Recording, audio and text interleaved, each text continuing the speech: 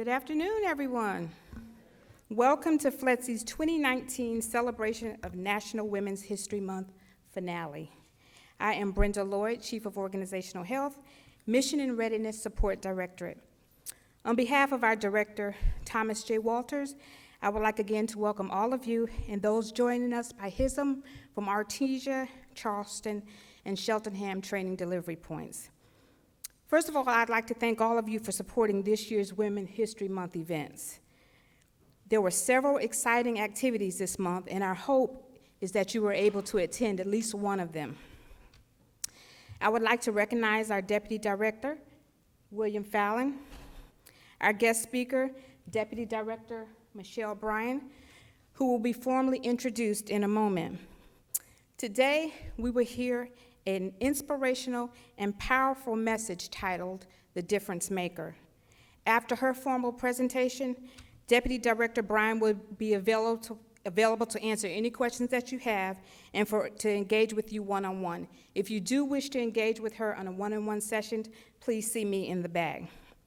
At this time, it is my distinct pleasure to call to the podium Mr. Marcus Hill, Assistant Director, Mission and Readiness Support Directorate, who will introduce our guest speaker. Mr. Hill.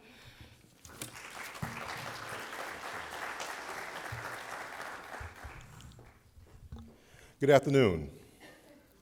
It's my pleasure to introduce today's guest speaker, C. Michelle Bryan, Deputy Director for Resources Management, Strategy, and Policy for the Federal Protective Service, FPS. FPS is a law enforcement agency that protects over 1.4 million federal employees, contractors, and visitors conducting business in more than 9,000 federal facilities nationwide. In this role, Mrs. Bryan provides strategic leadership, direction, executive oversight of FPS management functions, and is responsible for the development and implementation of policy and internal controls agency-wide. She also leads the organization's cyber-physical security planning efforts and co-chairs the Interagency Security Committee's Government Facilities Sector Group. Prior to her current assignment, Mrs. Bryan has held various positions, including FPS Chief of Staff, Acting Chief Diversity Officer for Immigrations and Customs Enforcement, and FPS Chief of Mission Support in Baton Rouge, Louisiana, in the aftermath of Hurricanes Katrina and Rita. So I met Ms. Bryan several years ago doing a courtesy visit she and the FPS director had with the FLETC executive leadership. At that time, she was serving as the FPS Chief of Staff. And I recall thinking she must be really good, as I had rarely seen this dynamic within my career, a woman serving as the Chief of Staff of an operational law enforcement organization, a woman with freckles. And then she went on to share that she was originally from Jessup, Georgia. While not from Woodbine, this also struck an chord with me. So turn the page, a year or two later, I would get to know Michelle quite well. She served as my acting deputy for approximately 6 months doing a senior executive service candidate development program assignment. I gained a firsthand appreciation for her attributes and understanding how she has been able to ascend to the top of her profession. However, during the entire time that I've known her, she has never shared with me what the C stands for in C. Michelle Bryan. So I've come to know it stands for competent, confident, capable, committed, charismatic, and courageous Michelle Bryan. If I see Michelle and a bear in a fight, I'm going to help the bear, because it will need it for sure. Ladies and gentlemen, it's my pleasure to introduce C. Michelle Bryan.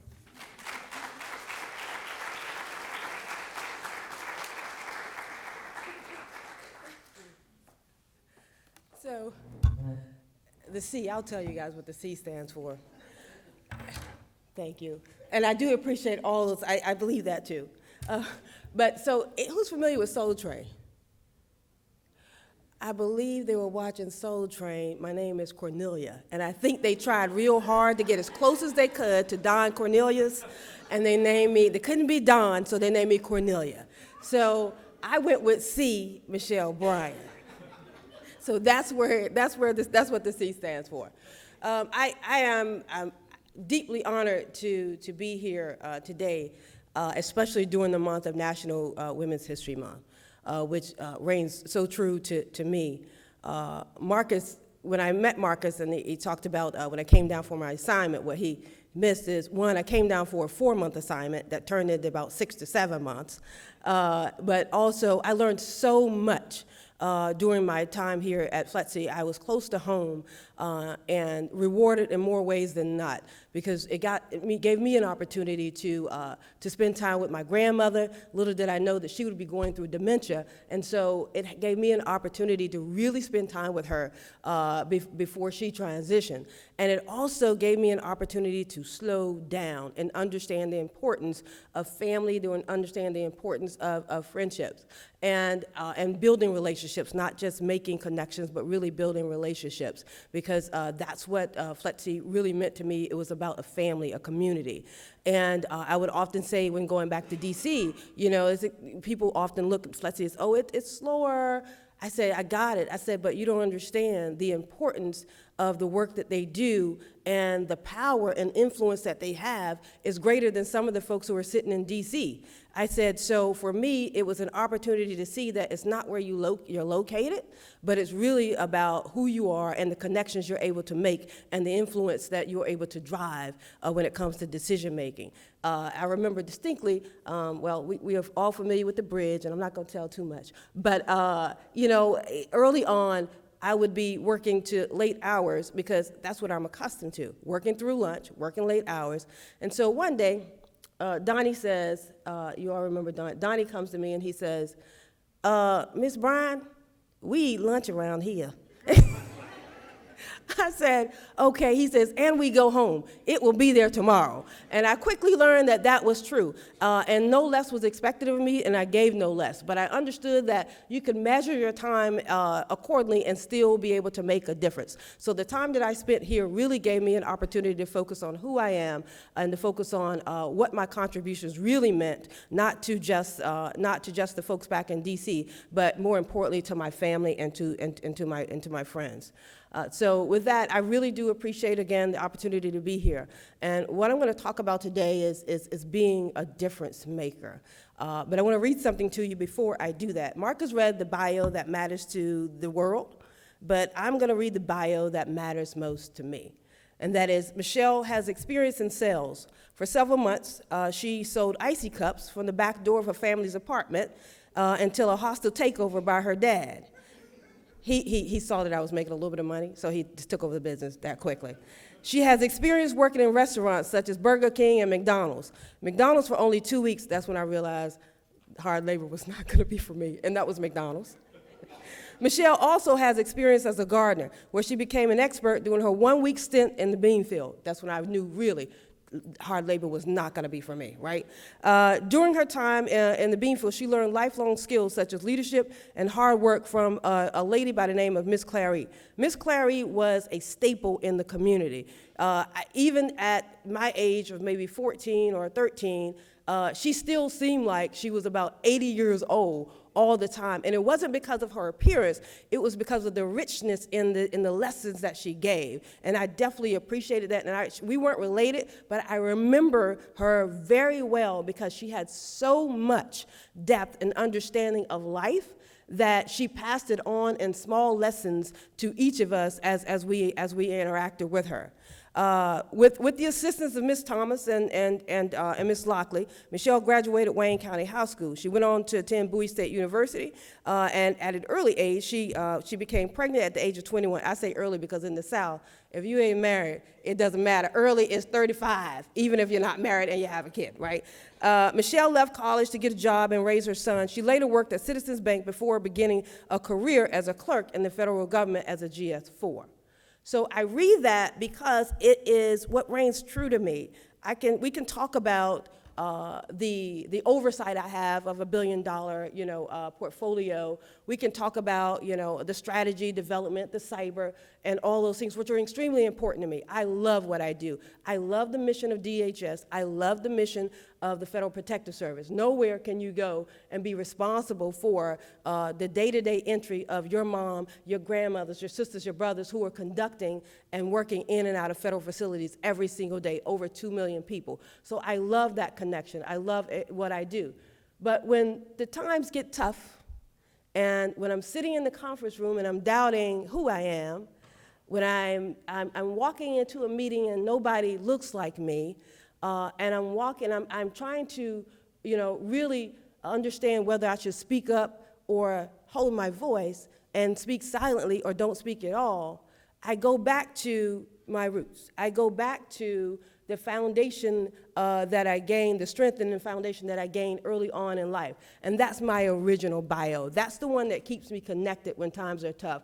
That's the one that holds me, that keeps me close to understanding that I am important, that I am a difference no matter where I come from, no matter where I grew up. So when we talk about being a difference maker, and it's not just for women today, it's also for men, because what I want men to understand is that how to understand and how to appreciate the differences that a woman brings into the workplace. So for many years, I sat quietly along the wall, trying to understand whether or not I had what it took to really take a seat at the table.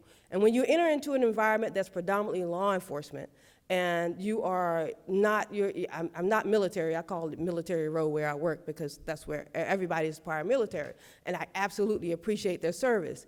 When I look at the environment in which I work and I see that there is no one like me, there would be times where I would really be discouraged.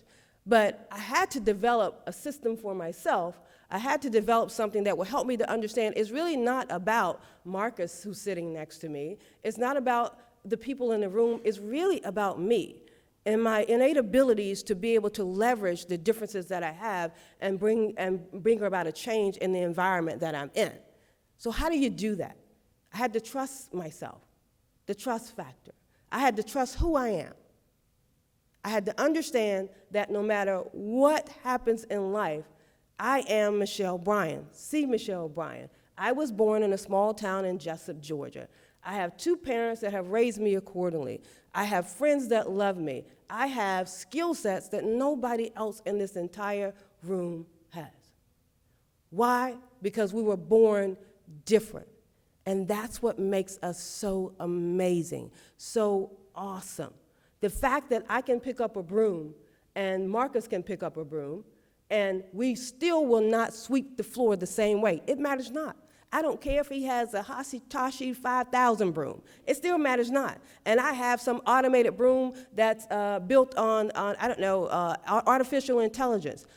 The direction that I give, the way that I execute will still be different from Marcus.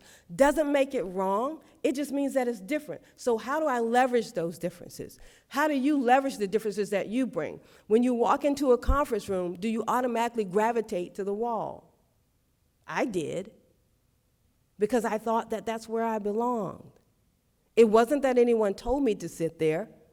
That's just what I felt. And I was fearful, and I didn't have the courage to take a seat at the table. I had to really trust that my abilities that got me in the room are the same abilities that can take me to the table. So when I say trust factor, trusting in who you are. And then it's about being resilient and relentless. No one's going to push you forward harder than you can push yourself. When you're enduring, when you're going through the fire, when you're trying to understand what your role is, when you're trying to understand how to interact with the people around you, when you're trying to understand, how do I make a difference? How do I continue to push forward? Be relentless, be resilient in every single thing that you do. Understand your value. Understand the importance of your contributions. Never let anyone minimize who you are. More importantly, don't minimize yourself. Understand that what you have is your superpower. The fact that you're different, that's what makes you so amazing. Your contributions in any conference room can't happen by anyone else because there's no one else like you. The fact that you are a woman, a strong woman, a fierce, phenomenal woman, that's why they need you in there. There were times when I would walk into the conference room, again, sit along the wall, and try to figure out how do I insert myself into the discussion. But until I learned to value who I am and understand that my role is just as important as the person next to me, I was not able to do that. It takes confidence, it takes courage, and you were born with it. How do you execute on that? That's the important thing. How do you execute on that? I would walk into a room and I look, and I'd say, okay, where do I sit? Where do I find myself? Where should I sit in this corner? Should I sit in that corner? Should I raise my hand? Should I not? No longer. Now I walk into a room and nobody looks like me. I say, yep, testosterone-based thinking. They need me. They absolutely need me. And it's not that I am being arrogant because, you know, we, as women, when we're confident and passionate, it's defined a little bit differently. It's defined a little bit differently. Believe me, I get it. I've encountered many of those. My plight within the Federal Protective Service, the predominantly male organization, has not been without challenges. But I'm absolutely grateful that I'm a part of a leadership team that understands that I add value to that team. So when you walk in a room and nobody looks like you, be happy. Don't be afraid. Don't doubt yourself, because you will, but be happy. That means nobody in there will be able to contribute in the way that you can contribute. No one. Stay connected. When I started to talk about stay connected, for me, that was probably the hardest, because during my time at FLETC, and trying to pursue my dreams and my goals as a female executive at the time, and I say female because my role was a bit different, and it was because of that, right? Not in spite of, but because of that. And I acknowledge that. I mean, if you don't acknowledge that there are differences in your road, the road that you travel as a woman versus the road that a man traveled, then, you know, that's the first mistake. Doesn't mean one is right is wrong, it's just different, and that's just the way that it is. But in my pursuit of trying to be all that I can be, I really did lose sight of the things that were important. And during my time here at FLETC, you know, going from 4 months to 6 months and a number of other things that were taking place, what I didn't realize is that my home life was suffering. And I talk about that because as women, we sometimes have to battle whether or not we are perceived as the weakest link because we're attending the PTA meetings, we're going to the dental appointments, we're doing all of those things, or do we send someone else or try to reschedule so that we're not perceived as the weakest link and we're here at work? I got it. You shake your heads. Do we not feel that? It's a battle. It is a battle. And I battled with that for years. The school knew my mother-in-law better than they knew me. I was the visitor. I was the one being introduced during the programs whenever I had the chance to attend. And it wasn't because someone told me that I couldn't go or that I had to stay for a meeting. It was that pull. It was the tug of war that I felt internally as to not be perceived as the weakest link. I have to keep up. I can't be perceived as being different, or else I'm going to fall behind, and then I may be shut out. That was me. It wasn't anyone telling me that. It was me. So while I was moving fast and furious into trying to find myself and make sure that I staked my claim in my career, my family was suffering. I learned that my daughter, during the time, I had no idea she was severely depressed. No idea. I thought she was entering her teenage years, and you know how kids go. There's like you ask them a question, you get 2 words or 1 word, yes, no, I don't know, can I, yeah. So the conversations became fewer. And then there was a point when I finally returned home, and I start to see scars. And I still shared nothing at work. I shared nothing. Because again, I can't let the personal interfere with the professional, because I may not continue to move forward and I may be perceived as the weakest link. So it had to get so severe to the point where there were times I was sleeping outside of her door for fear that in the morning she might not be there. I'd get up, get myself together, go into the office, close my door, cry my eyes out, dry them, brush my shoulders off, and walk into the next meeting. No one knew anything different because I had to hold it together. Why? Because I'm a female executive and I cannot be perceived as the weakest link. So in order to get my attention, things had to get to the point where they were so severe at home that I had to have a conversation with my director. And that was probably the best thing that I did, because I gave myself permission to share what I was feeling, but to also check out and then check in at home. Now, my daughter's doing great. She's at Savannah School of Art Design. There were times when I didn't think that she would ever go to college because I was too fearful for her to leave home. She's doing great, made the dean's list. She's headed to Lacoste, France next year. She got into a program there. So she's great. She's doing absolutely wonderful. But believe me, I took responsibility for that. And because I'm a fixer, I'm results-oriented, I was looking for the answer. I was looking, something must have happened. And then I had to understand it wasn't what happened, it's what didn't happen. Where was I? So that was a lesson for me. I shared that with very few people. I shared it with A.D. Hill, and because of the guilt that I was feeling.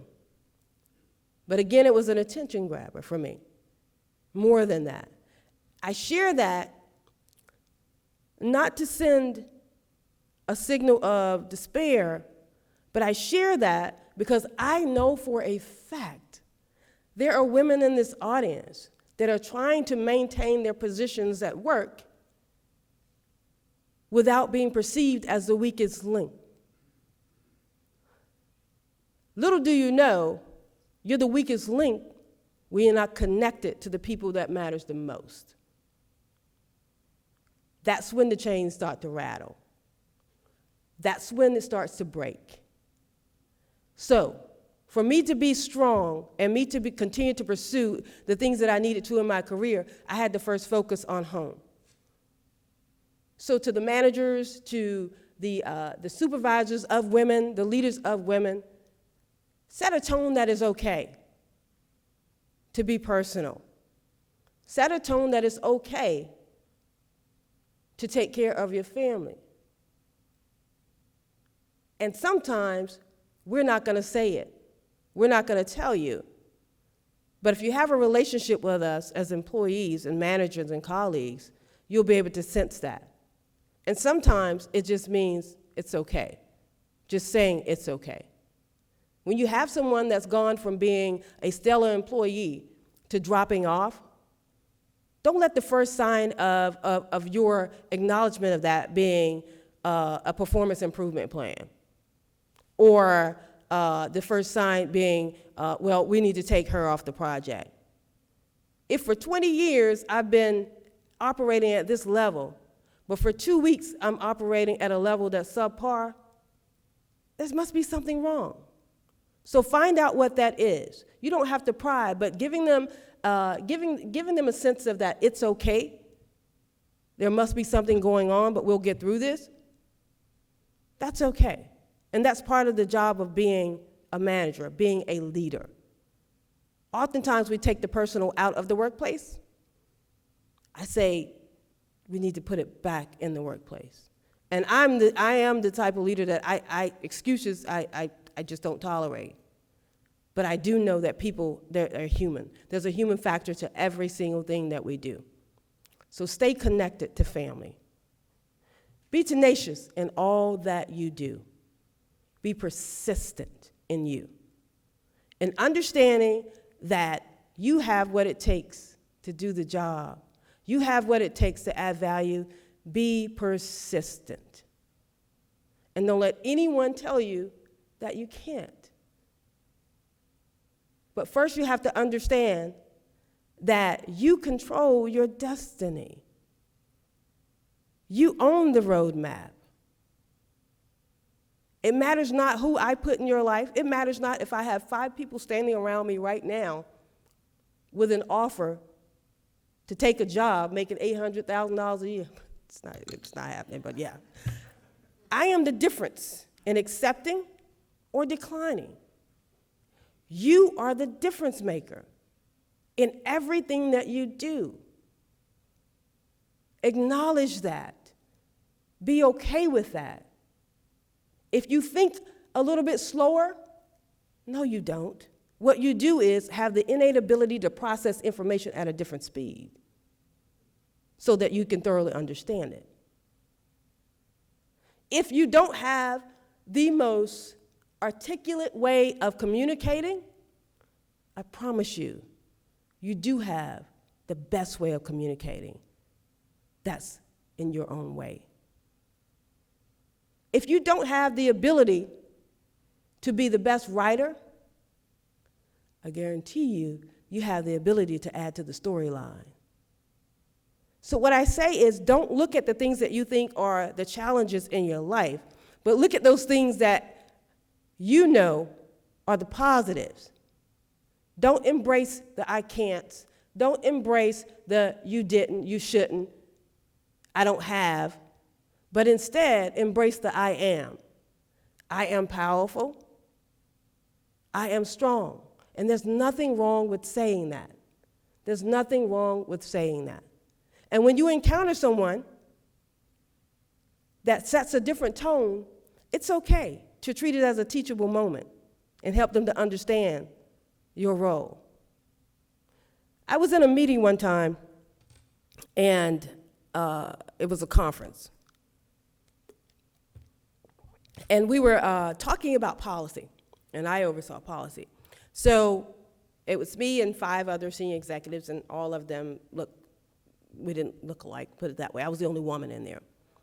And the facilitator stopped to say, oh, hold on, because everybody was very passionate about what they were talking about. We don't want to make Michelle angry. Whoa. So, the Jessup almost came out at the time.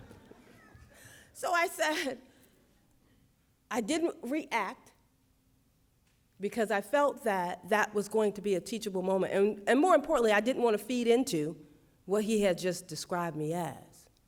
But what I did do is after the meeting, I pulled him aside and I said, do you realize what you said? We don't want to make Michelle angry. And I said, you know what I heard? Angry black woman. I said, how was it that my passion was defined differently than the passion of those sitting next to me? I said, what you did was minimize my contributions in the room. I said, so instead of me concentrating on continuing to add value to the conversation in search of a solution, I then had to go on a scavenger hunt to make sure that every step that I took, every word I said from that point on was not perceived as Michelle being angry. So my focus had shifted. I said, because I am as passionate as the person next to me, why would you describe it as angry? He apologized, and I felt that he was genuine. I believe sincerely that he was genuine in his apologies. He says, I have a wife, I have a daughter, and I would never want them to be treated in that way. And I say that and use that as an example because that was a teachable moment. Not everybody is malicious in the things that they do.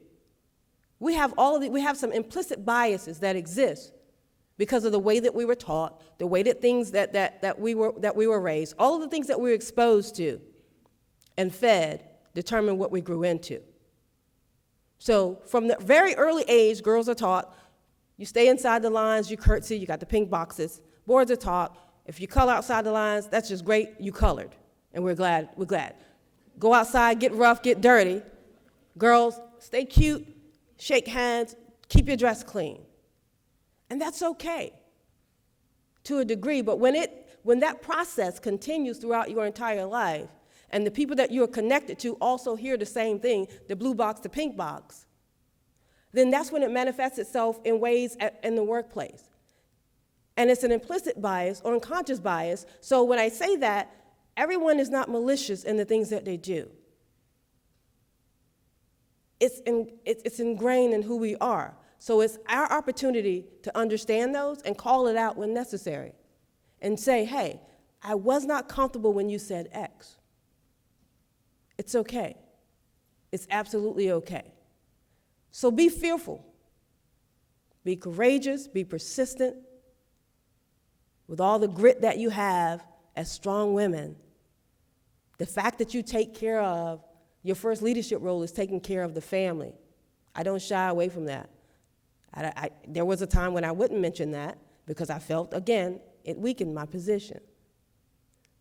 But the skills that we need, that we have, that we pull on in order to make sure that our families are taken care of are the same skills that we utilize in the workplace when it comes to pulling teams together, when it comes to coming up with a strategy to make sure that things get done, when it comes to coming up with solutions, being optimistic, having discernment, having integrity, leading people towards their purpose. All those things we do every single day at home and within our families. They translate to the workplace, so don't shy away from those. And I'm tied behind this mic, and I'm a walker, so I'm going to turn this on. And I'm an interactive speaker, so I don't like to talk at you, but I also want to make sure that you get an opportunity to ask questions. Is it okay if I step from behind it and walk? I'm good? I'm helping the bear. You got it. Okay, I think it's on. So, with that said, what I want to do is make sure that you guys get an opportunity to ask questions. And one thing that I learned, and please do not be shy, I learned something, and it's a book called The 5-Second Rule. I learned that you have about 5 seconds to make a decision to say stay stuck or move forward. I was at a conference one time, the Power of Women conference, and I was there as an attendant. And at the end of the conference, there was a young lady up front. The auditorium had cleared out, and I'm checking my email as usual. And she's up and she's doing a video, and there's a videographer there, and she's doing a video. And I said she was getting the word Bethesda wrong, which is where I live around the Bethesda, Maryland area, and she kept saying Bethesda. And I said, man, she keeps saying Bethesda. It's pronounced Bethesda. So I walked up to her and I said, it's called Bethesda. She says, I can't say it. So she took a break. So I went over to the videographer and I said, do you want me to do a testimonial for her? Now, I didn't do that immediately because here she is, Dr. Laura Rosa. She has a magazine. She has all of these things. And again, I think that she has credentials that I don't. That's part of the growth process, right? You have to continue to fight that. And so I decided, I said, should I offer to do the testimony or shouldn't I? And I said, you have 5 seconds. And I think it was about 4.5 when I said, would you like me to do a testimonial? So I pushed myself to the point, but I used the 5-second rule to propel forward. And I did the testimonial. And a week later, I received a thank you, Michelle. I really appreciate it. Sean and the videographer and I, we were talking, and we really appreciate you. What you said was well said, and you're natural, and it's going to be a part of my documentary. I just thought she was doing a testimonial for her website. It was actually a documentary. Fast forward 2 more weeks, I get an email from her creative arts director. And he says, Michelle, I had a conversation with Dr. Laura and all these things, and she really appreciated you taking the time to do the testimonial and would like for you to contribute to their magazine, Legacy Arts. I said, wow, absolutely. I say that because it was 5 seconds that took me from walking out of the auditorium, getting in my car, going home, and doing the next thing, or 5 seconds that allowed me to go from just saying Bethesda and would you like me to do a testimonial to an article in the magazine, which then led to an interview and a podcast and some other things. So Be fearless, 5 seconds. Stay stuck or grow. Challenge yourself to make decisions. Challenge yourself to raise your hand. Challenge yourself to provide the answers that you know that you have when you're in a meeting. If it's wrong, so what?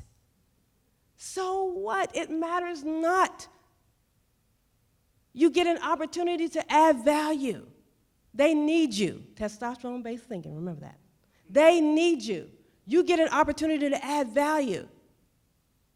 And if it doesn't come out right, it matters not. Say it again. And the next time, and the next time. You have to continue to move forward. You have to continue to move forward. Whatever it is you desire in life, you don't grow by staying underground. You have to break ground in order to be able to experience the shade, the sun, and the environment to continue to grow. So keep moving forward. Realize that you are the difference in your life. No matter how many people you surround yourself with, you are the difference. And you got to surround yourself with people who are going in the direction that you want to go in. You can't say that you want to be a pilot, but you only hang out with bus drivers. Nothing against bus drivers, but you get what I'm saying. You got to move forward. You got to expand your circle. You got to expose yourself to things that are new. Is it going to be uncomfortable? Absolutely. That's okay. That's the factor. It's okay to be uncomfortable. It's okay to be scared. It's okay to have doubts. It's okay to have the wrong answers. Give yourself permission to fail forward. Give yourself permission to be different. Execute differently. Understand who you are. Be different. You are distinctly different by design. There's not one person on this earth who's like you. No one can do what you do. Anybody else that tries, they're an imposter. And the fact that you're different means that you were here for a reason. So utilize that. Leverage your differences. Question. How do you deal with when you're supervising or you're leading different people, not to be unfair, but there are different ways that you're dealing with them? So what I have realized is that what people want most is to be acknowledged for their differences. They really do. When I'm assembling a team, I don't look for one mold. I look for a diverse group of people. And then I understand what their strengths are. I understand what makes them so special.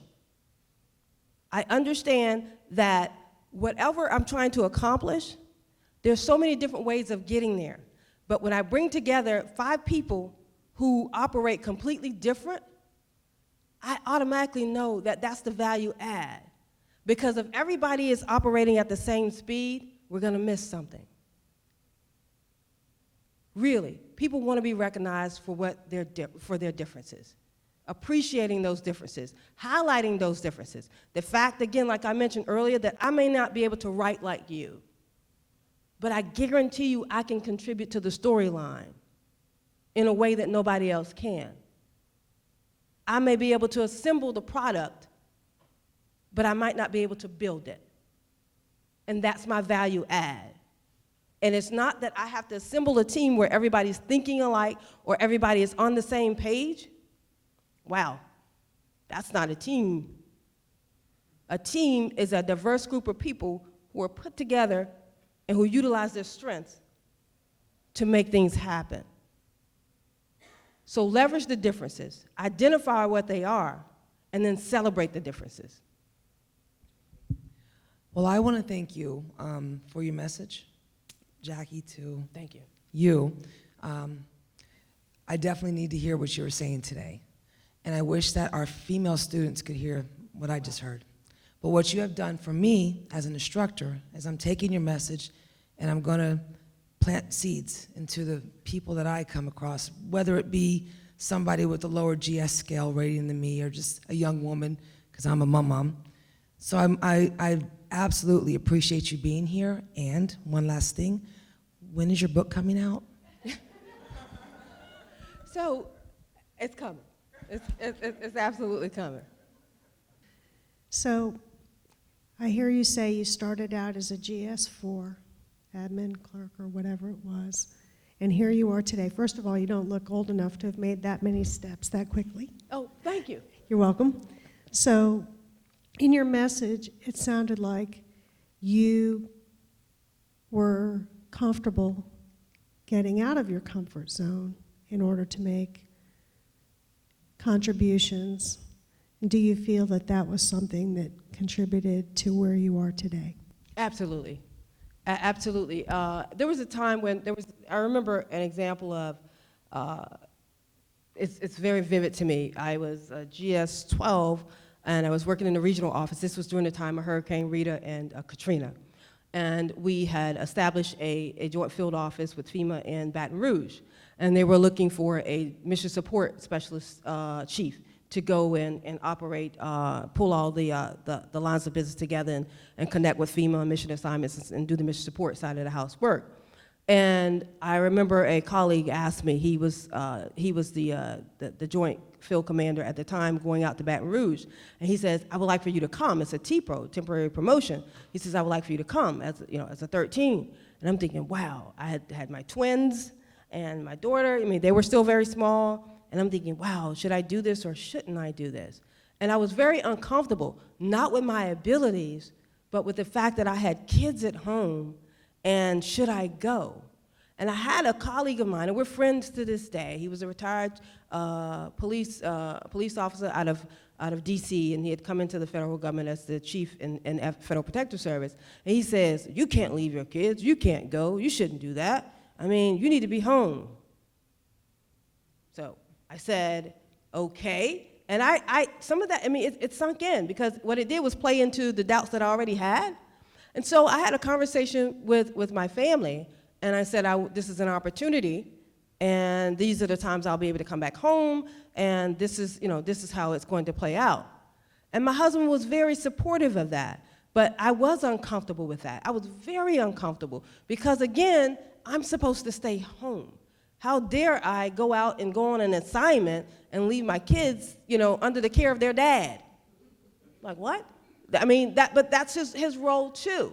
And I had a very strong support system with my in-laws, my mother-in-law and my father-in-law and my husband. So I pulled together that team, and they supported me every step of the way. But later I went back, and what I heard, when I think back over that conversation, and my sister, who's married, her husband's in the Army, he travels all the time. He's gone for months, years at a time. And no one ever steps to him and say, how dare you leave? You're supposed to be home. No, what do they say? I'm so great, we're so proud of you, go off and do what you need to do, thank you for your service, which we absolutely do, and you're going off so that you can be able to take care of your family back here. So what was I doing? Sewing? No, I was not. So I was very uncomfortable with that decision, though, because not only did he make me feel uncomfortable, or at least, place, encourage the doubts that I already had, but the way that I've grown up, that was it. So I had to push past that, and there were times that I doubted it while in Baton Rouge. It was crazy down there, and there were times like, why am I here? I should be home with my kids. But my daughter will tell you to this day, there's nobody stronger than my mom. I love my mom. She describes me as her superhero. And she appreciates the sacrifices that I've made. And when she was going through her time, she made it very clear to me, Mom, this is not your fault. This is not your fault. No matter how I felt, this is not your fault. I remember dropping her off when she had to be hospitalized one time. Yeah, once. And my heart was crushed. I was crying uncontrollably. And she wrote something for me and said, don't read it until you get back home. And in her message, she says, Mom, You taught me to be a strong woman. I'm going through something right now, but God already knows the answer, and I'm going to be okay. And you gotta stop crying.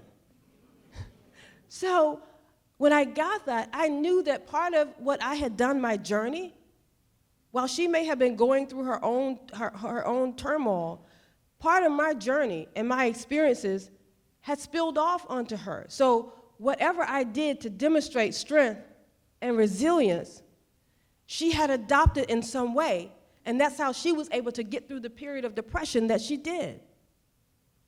So am I uncomfortable? All the time. But I have 5 seconds to stay stuck or grow. And I keep moving. Thank you for sharing part of your life with us. Tell us, who is the person who most impacted or influenced you, and why? My mother. And it may sound cliche, but my gosh, she is a strong woman.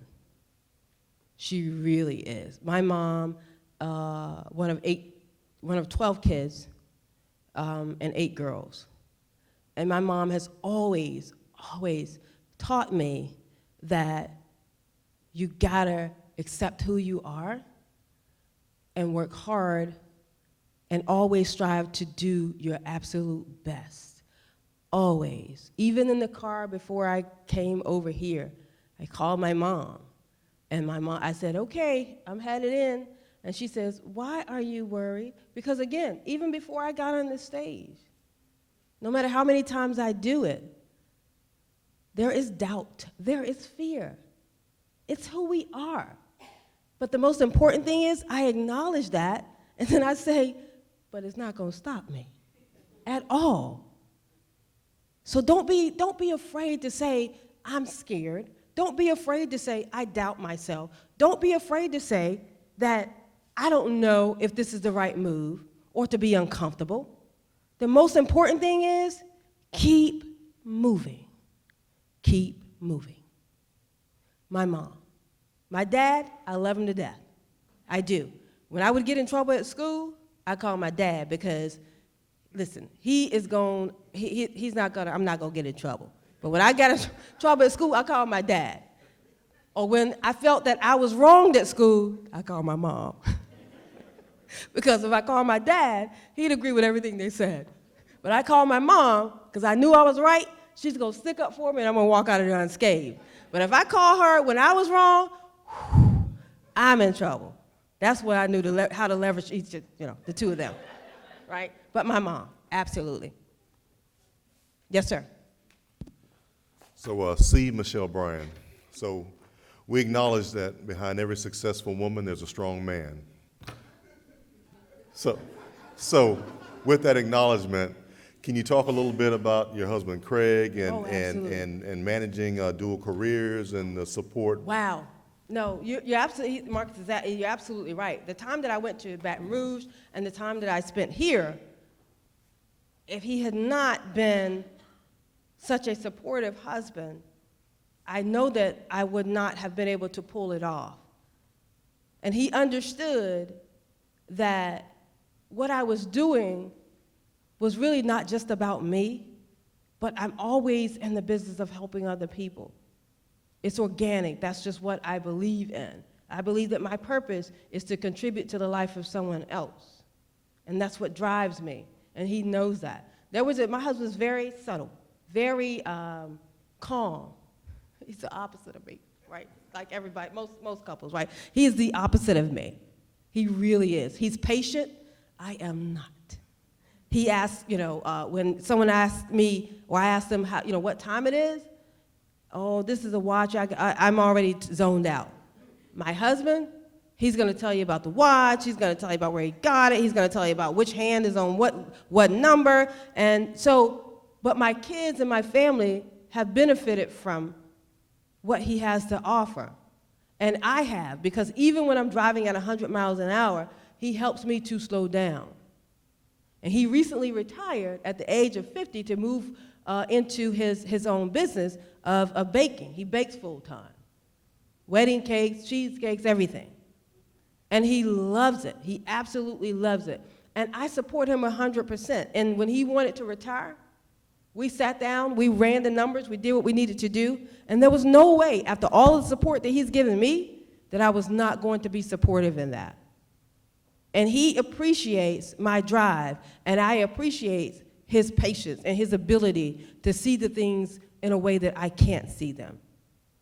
Any man that takes on twins at the time, my twins were barely a year old, and my daughter was still in middle school when I left to go to Baton Rouge. And he took that on, along with my in-laws. So when I say I had a strong support system, he absolutely was my rock, and still is. Michelle, first of all, fantastic job. Great comments. We appreciate you being here and taking the time to come down here and join us. One question I have, you talked about your peers a lot, somewhat, and then the director as well. Can you talk a little bit about what it was like being a manager, maybe within FPS, like you mentioned, is a law enforcement agency, a lot of alpha males. Yeah. If you had any challenges dealing with some of those direct reports that you had that were alpha males, and how you actually dealt with some of those challenges. Yeah, no, absolutely. As Marcus mentioned earlier, I mean, I was the chief of staff for 3 different directors within the Federal Protective Service. And non-law enforcement officer in a law enforcement organization, non-military in a predominantly military organization, I mean retired military folks, and I was a woman. And nobody in the room ever looked like me. So how do I take all of that and be put in a position of a responsibility and oversight for an organization full of men? I go back to trusting in myself. I was challenged repeatedly. But it wasn't until I understood the importance of my role and the difference that I made to that team. It wasn't until then when I really realized that I didn't have to be at odds, or I did not have to overcompensate, because what I had was what I needed in order to get the job done. As the chief of staff, your role is to really bring down the hammer, right? It's to keep order, law and order, while the director continues to have the oversight of the organization. I had someone walk up to me. I had so many stories, this is just, really. And he says to me, he says, and I'm no longer the chief of staff, he says, I think I like you now. Oh, I'm grateful. Yeah, thank you, I'm grateful. Because while you were the chief of staff, you were real. I said, okay, I'm gonna just take a deep breath, right? So I said, oh, really? So teachable moment. No need for me to react in a way that would have validated what he said. It was a teachable moment. I said, really? He said, yeah, you were always coming down on people. but he says, I see a different side. I said, no, you see me in a different role. I said, that's what you're experiencing. I said, so tell me this. What do you think the role of a chief of staff is? How would you have had me act? No, I'm not saying that you should have acted differently. I'm just saying, I said, no, I think that's what you are saying. I said, so, if I had been one of my male counterparts, would you have come up to me and told me that I acted like a real bee during the time as a chief of staff, but now you see me in a different light, a more communal role, because I'm overseeing the business of the organization. The HR, the EEO, the business people, those are the communal roles that we often gravitate towards. Do them with pride, and we're great at them, so don't get me wrong, we're great at doing those jobs. But in his eyes, that's the job that he sees me in, so it was okay for me to be me in that role. But when I was in the role of chief of staff, he felt that because I was being assertive and passionate and confident and holding people accountable, that just wasn't the role for me. So I helped him to understand that it wasn't, again, me. I'm in a different role. I'm still the same Michelle. And the fact that he needs to understand that as a female executive, he needs to understand that there is a bias that exists in the way that he sees us. There's a bias that exists that he sees me as being overly aggressive when he should see me as being passionate and confident. So I placed the responsibility on him to understand what he was conveying by asking me that question and let him know that that's something that he should work on. So that's just one example. But being afraid to raise my hand, I quickly had to get over that in the role of the chief of staff. You can't do the law and order. You can't manage the staff for the director. Not only that, I was a 15. And the other chief of staff, the other executives were SESers. So no gun and badge. I'm a woman, non-military, I'm a 15, they're SESers. I mean, it was stacked just as high as you could get it. But at the end of the day, I knew that I had what it took to command attention and to be confident and influence change and decisions for the better, because I was simply not like any other. I was different. Yes, ma'am.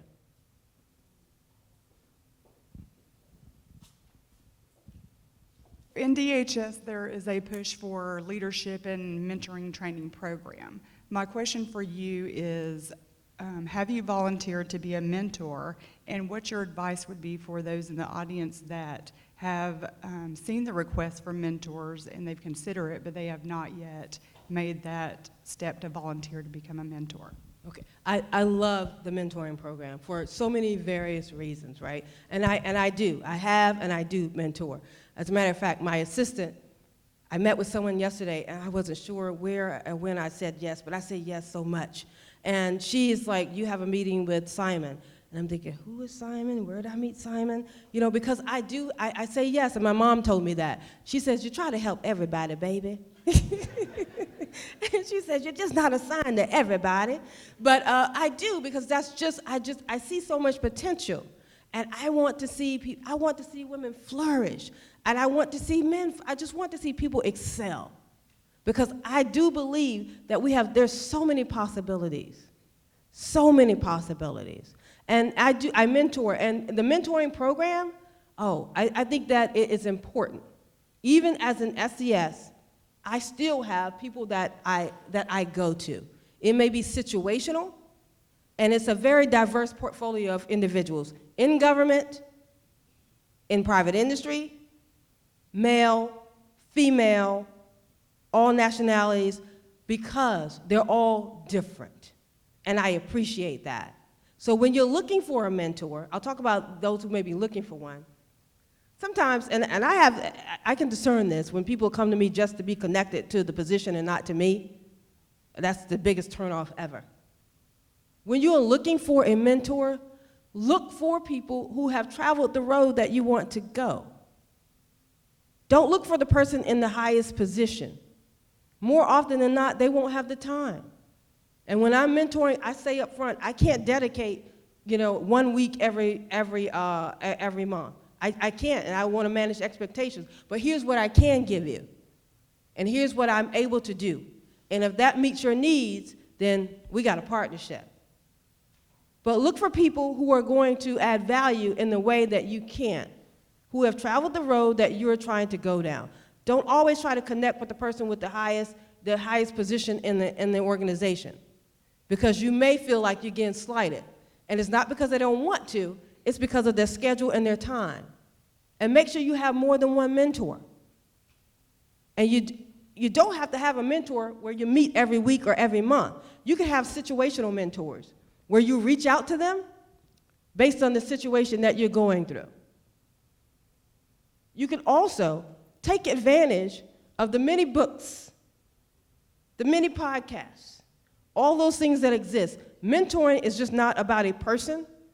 It's about creating an experience that allows you to move forward, being able to feed yourself information, investing in yourself in the areas where you feel that you need to grow in.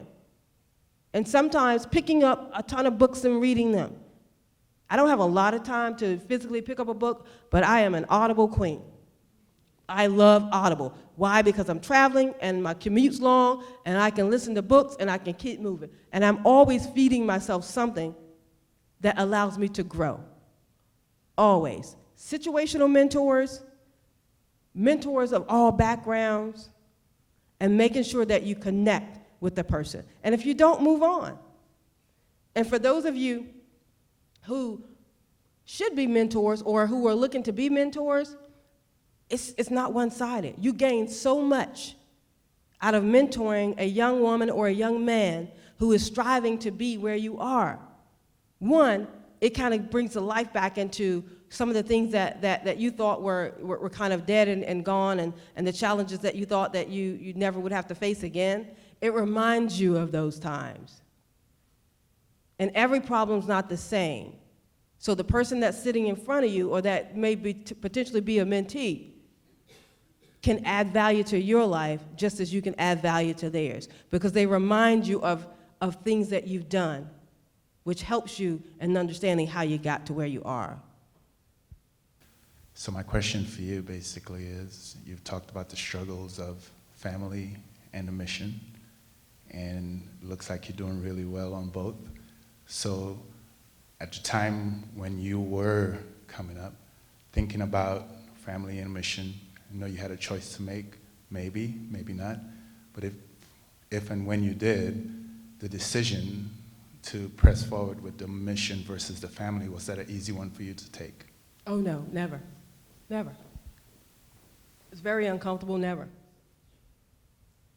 But what helps you to make the decision, like anything else in life, was me knowing that they were going to be okay.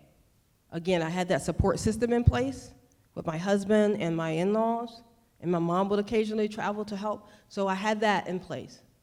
Had I not, no, I wouldn't have gone, because I am a mom first. But I had that team, so that's what made the decision that's a little bit easier. So I'm not, definitely, I would never advocate, if I was a single mom, no, I'm not gonna, just like, in the military, you gotta like sign your kids over to somebody else if you decide to sign up and deploy. I think that's the same, the rule still applies. No, I don't believe that I would have made some of those decisions. But because of who I am, I would have found another way to get to where I needed to be. So the road traveled may have been a little bit different based on my circumstances at the time, but I guarantee you, because I am driven, and not driven by the need to satisfy my own sense of importance, but the need to help other people, I would have made it happen. And don't be afraid to pat yourself on the back. I notice that sometimes when I say, or when women say, I am great, I'm fearless, and I know me and I would have made it happen because I'm damn good, people get uncomfortable. If you don't acknowledge how awesome you are, and you wait for the next person to do that, what happens when they don't? Do you stand still? Or do you appreciate who you are and the fact that you are so awesome and amazing and keep moving forward? You gotta first appreciate yourself and understand your strengths before you expect the next person to, because it may not come, but it shouldn't stop you as long as you know who you are. Well, thank you all so much. I greatly appreciate being here. Thanks to Brenda, Marcus, Lori, she's not here, for all making it happen. Thank you, Deputy, absolutely appreciate it. And if there's anything that I can do, my EA is gonna kill me. I'm on the global, and Brenda and Marcus have my information. If anybody wants to talk, just let me know. Thank you so much.